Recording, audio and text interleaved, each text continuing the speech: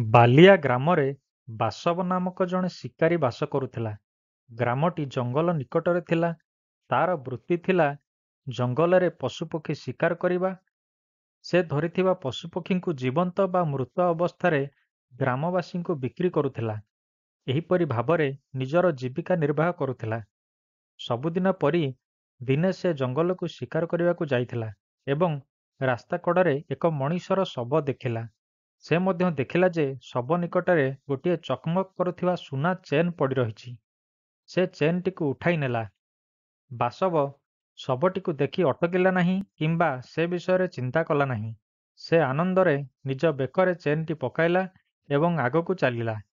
ତାପରେ ଠେକୁଆଟିଏ ଧରିଲା ଏବଂ ଏହାକୁ ନେଇ ସବୁଦିନ ପରି ଶିକାର କରିଥିବା ପଶୁ ବିକ୍ରି ସାରି ଘରକୁ ଆବଶ୍ୟକ ସାମଗ୍ରୀ ଧରି ମନଖୁସିରେ ଫେରିଲା।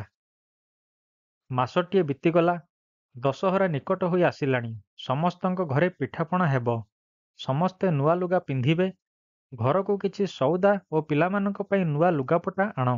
ତାର ସ୍ତ୍ରୀ କହିଲା, ଆମ ପାଖରେ କିଛି ଟଙ୍କା ପଇସା ବଳିନି। କ'ଣ କରିବା? ହଁ, ମୁଁ ଏହି ଚେନ୍‌ଟି ବିକ୍ରି କରିଦେଉଛି ଏବଂ ଯାହା ମିଳିବ କିଣି ଆଣୁଛି। ବାସବ ଏହା କହି ସହରକୁ ବାହାରିଗଲା। ସେ ସିଧାସଳଖ ଭାବରେ ବଣିଆ କନକଙ୍କ ପାଖକୁ ଗଲା ଏବଂ ତାକୁ ଚେନ୍‌ଟି ଦେଖାଇଲା ଏବଂ ଏହି ଚେନ୍‌ଟି ଦେଖ, କେତେ ଟଙ୍କା ହେବ? ଚେନ୍‌ଟି ରଖି ମୋତେ କିଛି ଟଙ୍କା ଦିଅନ୍ତୁ, ବାସବ କହିଲା। ବଣିଆ ଚେନ୍‌ଟି ଦେଖି ଆଶ୍ଚର୍ଯ୍ୟ ହୋଇଗଲା। ଏହି ଚେନ୍‌ଟି ସେ ନିଜେ ତିଆରି କରିଥିଲା। ବର୍ଷେ ତଳେ ମୁରାରିକୁ ଦେଇଥିଲା। ମାସେ ହେବ ମୁରାରିର ପତ୍ତା ମିଳୁନଥିଲା। ମୁରାରିକୁ ଖୋଜା ପଡ଼ିଥିଲା। କନକ ସନ୍ଦେହ କଲା ଯେ ଏହି ଶିକାରୀ ଚେନ୍ ବିକ୍ରି କରିବାର ଅର୍ଥ ସେ ନିଶ୍ଚୟ ଚେନ୍ ପାଇଁ ମୁରାରିକୁ ମାରି ଦେଇଛି। ନଚେତ୍ ମୁରାରିର ଚେନ୍ ଶିକାରୀ ପାଖକୁ କିପରି ଆସନ୍ତା? ସେ ସତର୍କ ହୋଇ କଥାବାର୍ତ୍ତାରେ ଶିକାରୀକୁ ବ୍ୟସ୍ତ ରଖି ରକ୍ଷୀମାନଙ୍କୁ ଡକାଇ ତୁରନ୍ତ ଶିକାରୀକୁ ବନ୍ଦୀ କରାଇଲା। ରକ୍ଷୀମାନେ ବାସବ ସହିତ ଚେନ୍‌କୁ ନେଇ ବିଚାରପତିଙ୍କ ନିକଟରେ ହାଜର କରାଇଲେ। ସେତେବେଳକୁ ମୁରାରିର ସ୍ତ୍ରୀ ମଧ୍ୟ ସେଠାରେ ପହଞ୍ଚି ଯାଇଥିଲା। ସେ ଖୁବ୍ ଜୋରରେ କାନ୍ଦୁଥିଲା। ଆଖିରେ ଆଖିଏ ଲୁହ ଭରି ବିଚାରପତିଙ୍କୁ କହିଲା, ଏହି ବ୍ୟକ୍ତି ନିଶ୍ଚୟ ମୋର ସ୍ୱାମୀଙ୍କୁ ମାରି ଦେଇଛି। ଦୟାକରି ତାଙ୍କୁ ମୃତ୍ୟୁଦଣ୍ଡରେ ଦଣ୍ଡିତ କରନ୍ତୁ ଏବଂ ଏହି ଚେନ୍‌ଟି ମୋତେ ଦେଇଦିଅନ୍ତୁ। ମୁଁ ମୋ ସ୍ୱାମୀଙ୍କର ଏହି ଶେଷ ସନ୍ତକଟି ଚାହେଁ। ମୋ ସ୍ୱାମୀଙ୍କର ହତ୍ୟାକାରୀକୁ କଠିନ ଦଣ୍ଡରେ ଦଣ୍ଡିତ କରନ୍ତୁ। ତେବେ ମୋର ମନକୁ ଶାନ୍ତି ମିଳିବ। ବିଚାରକ ଧର୍ମରାଜ ନିରପେକ୍ଷ ବିଚାର ପାଇଁ ପ୍ରସିଦ୍ଧ ଥିଲେ। ସେ ତାଙ୍କ ନିକଟରେ ଉପସ୍ଥାପନ କରାଯାଇଥିବା ଘଟଣାର ଆମୂଳଚୂଳ ତର୍ଜମା କରିବାକୁ ଚାହିଁଲେ। ବାସବ ଆତ୍ମବିଶ୍ୱାସର ସହିତ ବିଚାରକଙ୍କ ସମ୍ମୁଖରେ ଠିଆ ହୋଇଥିଲା। ଧର୍ମରାଜ ଜାଣିବା ପାଇଁ ପଚାରିଲେ, ତୁମେ ଏହି ଚେନ୍‌ଟି କେଉଁଠୁ ପାଇଲ? ମୁରାରିର ଚେନ୍ ତୁମ ପାଖକୁ କିପରି ଆସିଲା? ଶିକାରୀ ନମ୍ର ଭାବରେ ଉତ୍ତର ଦେଲା, ଆଜ୍ଞା, ଦିନେ ସକାଳେ ମୁଁ ଜଙ୍ଗଲକୁ ପଶୁ ଶିକାର ପାଇଁ ଯାଇଥିବା ବେଳେ ରାସ୍ତା କଡ଼ରେ ଜଣେ ବ୍ୟକ୍ତିଙ୍କର ଶବ ପଡ଼ିଥିବାର ଦେଖିଲି। ତା ନିକଟରେ ଏହି ଚେନ୍‌ଟି ପଡ଼ିଥିବାର ଦେଖି ଉଠାଇ ଆଣିଲି। ଆଖପାଖରେ କେହି ନଥିଲେ ଯାହାର କି ଏହି ଚେନ୍ ହୋଇପାରେ। ତେଣୁ ଚେନ୍‌ଟି ବେକରେ ପକାଇ ପଳେଇ ଆସିଲି, ସେ କହିଲା। ତାପରେ ସେ ପୁଣି କହିଲା, ଆଜି ମୁଁ ଏହି ଚେନ୍‌ଟି କିଛି ଟଙ୍କା ଦରକାର ପଡ଼ିବାରୁ ବିକ୍ରି କରିବାକୁ ଆସିଥିଲି। ଟଙ୍କା ନେଇ ଦଶହରା ପାଇଁ ନୂଆ ଲୁଗା ଓ ସଉଦା କିଣିବାକୁ ମନେ ମନେ ଭାବିଥିଲି। ରକ୍ଷୀମାନେ ମୋତେ ବନ୍ଦୀ କରି ଏଠାକୁ ଧରି ଆସିଲେ। ବାସବ କହିଲା, ତାର କଥାବାର୍ତ୍ତାରେ କୌଣସି ଦୋଷ ବା ଆଶଙ୍କାର ଚିହ୍ନବର୍ଣ୍ଣ ନଥିଲା। ବିଚାରକ ଧର୍ମରାଜ ପୁନର୍ବାର ପ୍ରଶ୍ନ ପଚାରିଲେ, ମୁରାରିର ସ୍ତ୍ରୀ କହୁଛି ଯେ ତୁମେ ମିଛ କହୁଛ। ତୁମେ ଚେନ୍‌ଟି ପାଇଁ ମୁରାରିକୁ ମାରିନାହଁ, ତାର ପ୍ରମାଣ କ'ଣ? ଆଜ୍ଞା, ମୁଁ ଜଣେ ଶିକାରୀ। ମୁଁ ଚୋର ନୁହେଁ। ଆପଣ ଯଦି ଚାହୁଁଛନ୍ତି ମୋତେ ପରୀକ୍ଷା କରି ଦେଖିପାରନ୍ତି। ବାସବ କହିଲା, ମୁଁ କିପରି ତୁମର ପରୀକ୍ଷା ନେବା ଉଚିତ? ତୁମେ କ'ଣ ମୋତେ ଧନୁର୍ବିଦ୍ୟାରେ ତୁମର ଦକ୍ଷତା ଦେଖାଇବ? ଧର୍ମରାଜ ପଚାରିଲେ। ଦୟାକରି ମୋ ସହିତ ଜଙ୍ଗଲକୁ ଆସନ୍ତୁ। ଯେଉଁଠାରେ ମୁଁ ମୃତ ଶରୀରଟି ଓ ଚେନ୍‌ଟି ଦେଖିଥିଲି ସେହି ସ୍ଥାନଟି ଆପଣଙ୍କୁ ଦେଖାଇଦେବି, ବାସବ କହିଲା। ବିଚାରପତି ବାସବ ସହିତ ସମ୍ମତ ହେଲେ। ସେ ମୁରାରିର ଭାଇ ସହିତ ରକ୍ଷୀମାନଙ୍କୁ ସାଙ୍ଗରେ ନେଇ ମୁରାରିର କଥା ଅନୁସାରେ ଜଙ୍ଗଲ ଭିତରକୁ ଚାଲିଲେ। ସେମାନେ ଜଙ୍ଗଲରେ ପ୍ରବେଶ କରିବା ମାତ୍ରେ କାଉମାନେ ବୋବାଇଲେ। ହରିଣ ଓ କୋକିଶିଆଳୀ ଜଙ୍ଗଲ ଭିତରେ ପାଦ ଶବ୍ଦ ଶୁଣି ଏଣେ ତେଣେ ଧାଇଁବାକୁ ଲାଗିଲେ। ଶିକାରୀ ନିର୍ବିକାର ଭାବରେ ଜଙ୍ଗଲରେ ଆଗକୁ ବଢ଼ି ଚାଲିଥିଲା। ବର୍ତ୍ତମାନ ତୁମେ କେଉଁଠାରେ ମୃତ ଶରୀର ଦେଖିଥିଲ, ମୋତେ ସେ ସ୍ଥାନଟି ଦେଖାଅ, ବିଚାରପତି କହିଲେ। ବାସବ ଯେଉଁ ସ୍ଥାନରେ ମୃତ ଶରୀର ଦେଖିଥିଲା, ସେମାନଙ୍କୁ ସେଠାକୁ ନେଇଗଲା। ସେମାନଙ୍କୁ ସେ ସ୍ଥାନ ଦେଖାଉଥିବା ସମୟରେ ଗୋଟିଏ ବାଘର ଗର୍ଜନ ଶୁଣିଲା। ସେ ସଜାଗ ହୋଇ କାନ ଡେରି ଶୁଣିଲା। ଶିକାରୀ ଜଣକ ସତର୍କ ହୋଇଗଲା, ଏଠାରେ ଗୋଟିଏ ମଣିଷଖିଆ ବାଘ ଅଛି। ସେ ବୋଧହୁଏ ପଥିକଙ୍କୁ ଅପେକ୍ଷା କରି ରହିଛି। ସେ ଭୋକରେ ଆତୁର ହୋଇ ଉଠିଛି। ଆମେମାନେ ଏଠାରୁ ପଳାୟନ କରିବା ସମ୍ଭବ ହେବ ନାହିଁ। ଦୟାକରି ତୁରନ୍ତ ଗଛ ଉପରେ ଚଢ଼ିଯାଆନ୍ତୁ। ବାସବ ସମସ୍ତଙ୍କୁ ଗଛ ଚଢ଼ିବାରେ ସାହାଯ୍ୟ କଲା ଏବଂ ନିଜେ ଗଛରେ ଚଢ଼ି ସବୁଠାରୁ ଉପରେ ବସିଲା ଏବଂ ତାପରେ ଲକ୍ଷ୍ୟ କରି ବସି ରହିଲା।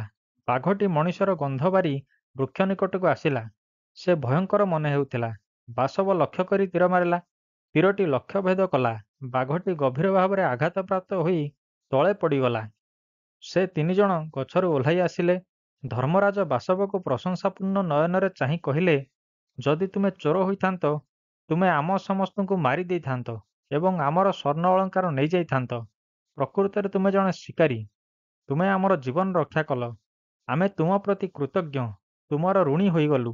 ବିଚାରପତି କହିଲେ, ମୁଁ ଆନନ୍ଦିତ ଯେ ଆପଣ ବିଶ୍ୱାସ କରନ୍ତି ମୁଁ ଚୋର ନୁହେଁ। ମୁଁ ଜଣେ ଶିକାରୀ। ଶିକାର କରି ପେଟ ପୋଷେ। ଦୟାକରି ଏହି କଥା ରାଜପରିଷଦର ପୁଣି ଥରେ କୁହନ୍ତୁ ଏବଂ ମୋତେ ମୁକ୍ତି ଦିଅନ୍ତୁ। ବାସବ କହିଲେ। ପରଦିନ ରାଜପରିଷଦ ବସିଲା। ମୋର ମତାମତ ହେଉଛି ଯେ ଏହି ବ୍ୟକ୍ତି ସହିତ ଅନ୍ୟ ଯେତେ ବ୍ୟକ୍ତି ଯାଇଥିଲେ ସମସ୍ତଙ୍କୁ ନ୍ୟାୟ ପ୍ରଦାନ କରିବା ମୋର କର୍ତ୍ତବ୍ୟ। ଆଜି ମୁଁ କେବଳ ସମସ୍ତଙ୍କ ସହିତ ନ୍ୟାୟ କରିବା ପାଇଁ ଏକଥା କହୁଛି। ବାସବ ହେଉଛି ପ୍ରକୃତରେ ଏକ ଶିକାରୀ। ଅନ୍ୟଥା ଆମେ ସମସ୍ତେ ଏତେବେଳକୁ ମଣିଷଖିଆ ବାଘର ଭୋଜନ ହୋଇସାରିଥାନ୍ତୁ। ମୁଁ ଦୃଢ଼ ନିଶ୍ଚିତ ଯେ ବାସବ ମୁରାରୀର ଚେନ୍‌ଟି ପାଇଁ ଉଠାଇ ନେଇଛି ଏବଂ ରାଜପରିଷଦର ରାୟ ଚେନ୍ ପାଇଁ ବାସବ ମୁରାରୀକୁ ହତ୍ୟା କରିନାହିଁ। ସେ ଶିକାର କରି ପେଟ ପୋଷେ। ଚୋରି ବା ମଣିଷ ମାରିବା ତାର ପେଶା ନୁହେଁ। ଦୃଢ଼ତାର ସହିତ ବିଚାରପତି ଧର୍ମରାଜ କହିଲେ। ଜଙ୍ଗଲର କାହାଣୀ ଶୁଣି ଲୋକେ ବାସବର ସାହସିକତାର ପ୍ରଶଂସା କଲେ। ବିଚାରପତି ମୁରାରୀଙ୍କ ପତ୍ନୀଠାରୁ ଚେନ୍‌ଟି ଆଣି ବାସବଙ୍କୁ ପିନ୍ଧାଇ ଦେଲେ। ମୁଁ ତୁମକୁ ଏହି ଚେନ୍‌ଟି କୃତଜ୍ଞତା ସ୍ୱରୂପ ମୋର ଜୀବନ ରକ୍ଷା କରିଥିବାରୁ ପ୍ରଦାନ କରୁଛି। ଆଜ୍ଞା, ଦୟାକରି ମୋତେ କ୍ଷମା କରନ୍ତୁ। ମୁଁ ଆପଣଙ୍କର ଉପହାର ଗ୍ରହଣ କରିପାରିବି ନାହିଁ। ଯଦି ଆପଣ ମୋତେ କିଛି ଦେବା ପାଇଁ ଚାହୁଁଛନ୍ତି, ଉତ୍ସବ ପାଇଁ କିଛି ପୋଷାକ ଓ ଖାଦ୍ୟ ଜିନିଷ ଦେଇପାରିଲେ ତାହା ହିଁ ଯଥେଷ୍ଟ ହେବ। ମୋର ଅଳଙ୍କାରର ପ୍ରୟୋଜନ ନାହିଁ। ବାସବ ବିନୀତ ଭାବରେ କହିଲେ। ବିଚାରପତି ଧର୍ମରାଜ ସବୁ ବୁଝିପାରିଲେ ଏବଂ ତାଙ୍କୁ ବର୍ଷକ ପାଇଁ ତେଜରାତି ସାମଗ୍ରୀ ସହିତ ପରିବାରର ସମସ୍ତ ସଦସ୍ୟଙ୍କ ପାଇଁ ନୂତନ ପୋଷାକ ପ୍ରଦାନ କଲେ। ଅନେକ ଉପହାର ସଙ୍ଗରେ ଦେଇ ବାସବକୁ ବିଦାୟ ଦେଲେ। ଏହି କାହାଣୀଟି କହି ସବସ୍ଥିତ ବେତାଳ ପ୍ରଶ୍ନ ପଚାରିଲା, ହେ ରାଜନ୍, ବିଚାରପତି କ'ଣ ପ୍ରଥମେ ବାସ୍ତବରେ ବାସବକୁ ସନ୍ଦେହ କରୁଥିଲେ? ଯଦି ତୁମେ ଏହି ପ୍ରଶ୍ନର ଉତ୍ତର ଜାଣି ନୀରବ ରହିବ, ତୁମର ଶିର ଶତଧା ବିଦୀର୍ଣ୍ଣ ହେବ। ରାଜା ବିକ୍ରମ ଉତ୍ତର ଦେଲେ, ବିଚାରପତି ଧର୍ମରାଜାଙ୍କର ବିଶ୍ୱାସ ଥିଲା ଯେ ବାସବ କେବଳ ଜଣେ ଶିକାରୀ। ସେ ଚୋର ନୁହେଁ। କାରଣ ବାସବ ନିର୍ଭୀକ ଭାବରେ ସମସ୍ତ ପ୍ରଶ୍ନର ଉତ୍ତର ଦେଇଥିଲା। ସେ ଆଦୌ ଭୟ କରୁନଥିଲା। ସେ ମୁରାରୀଙ୍କ ଭାଇକୁ ସାଙ୍ଗରେ ନେଇ ଜଙ୍ଗଲକୁ ଯିବା ବାସବ ପକ୍ଷରୁ ସତ୍ୟର ଅନୁସନ୍ଧାନ କରିବା ପାଇଁ ଏକ ଉଦ୍ୟମ ଥିଲା। ଯଦି ସେ ବାସବକୁ ଚୋର ଭାବରେ ସନ୍ଦେହ କରୁଥାନ୍ତେ, ତେବେ ସେ ମାତ୍ର ଜଣେ ରକ୍ଷୀ ସାଙ୍ଗରେ ନେଇ ଯାଇନଥାନ୍ତେ। ବର୍ତ୍ତମାନ ବାସବଙ୍କୁ ବିଚାରପତି ବ୍ୟକ୍ତିଗତ କୃତଜ୍ଞତା ସ୍ୱରୂପ ଉପହାର ଆକାରରେ ଚେନ୍ ପ୍ରଦାନ କଲେ ମଧ୍ୟ ସେ ଗ୍ରହଣ କରିନଥିଲା। ସେ ନିଜର ଜୀବନ ଏବଂ ସମ୍ମାନ ଅକ୍ଷୁଣ୍ଣ ରଖିବାକୁ ଚାହୁଁଥିଲା। ବିଚାରପତି କିମ୍ବା ବାସବ କେହି ବି କଳ୍ପନା କରିନଥିଲେ ବାଘ ଆକ୍ରମଣ କରିବ। ତେଣୁ ବିଚାରପତି ମହୋଦୟ ବାସବଙ୍କୁ ତାଙ୍କର ଜୀବନ ରକ୍ଷା କରିଥିବାରୁ କୃତଜ୍ଞତା ସ୍ୱରୂପ ଉପହାରରେ ଚେନ୍‌ଟି ଦେବାକୁ ଚାହୁଁଥିଲେ। ଯେତେବେଳେ ବିଚାରପତି ମହୋଦୟ ବାସବଙ୍କୁ ଚେନ୍‌ଟି ପ୍ରଦାନ କରିବାକୁ ଚାହିଁଲେ, ବାସବ ତାହା ଗ୍ରହଣ କରିବାକୁ ମନା କରିଦେଲେ। ଯଦିଓ ସେ ଜଣେ ଶିକାରୀ ଥିଲେ, ତାଙ୍କ ଭିତରେ ମାନବିକତା ଥିଲା। ସେ କାହାର ଜୀବନ ରକ୍ଷା କରିଥିବାରୁ କୌଣସି ପାରିତୋଷିକ ଗ୍ରହଣ କରିବାକୁ ଚାହୁଁନଥିଲେ। ସେ ଭାବପ୍ରବଣ ହୋଇ ଉଠିଥିଲେ। ଯେଉଁ ଚେନ୍ କାରଣରୁ ସେ ଏତେ ଅସୁବିଧାରେ ପଡ଼ିଲେ, ବର୍ତ୍ତମାନ ସେହି ଚେନ୍‌କୁ ଗ୍ରହଣ କରିବାକୁ ଚାହୁଁନଥିଲେ। ତାଙ୍କ ପାଇଁ ଅତ୍ୟନ୍ତ ଆବଶ୍ୟକ ଥିଲା ଉତ୍ସବ ପାଇଁ ଖାଦ୍ୟ ଓ ବସ୍ତ୍ର। ତେଣୁ ସେ ତାହା ହିଁ ମାଗିଲେ। ବିଚାରପତି ମୁରାରୀର ପତ୍ନୀକୁ ଚେନ୍ ଫେରାଇଲେ ଓ ବାସବ ପ୍ରତି ନ୍ୟାୟ କଲେ। ରାଜା ବିକ୍ରମ ଉତ୍ତର ଦେବା ମାତ୍ରେ ଶବସ୍ଥିତ ବେତାଳ ଅଦୃଶ୍ୟ ହୋଇଗଲା ଏବଂ ପୁନର୍ବାର ବୃକ୍ଷରେ ଓଲଟା ଝୁଲି ପଡ଼ିଲା।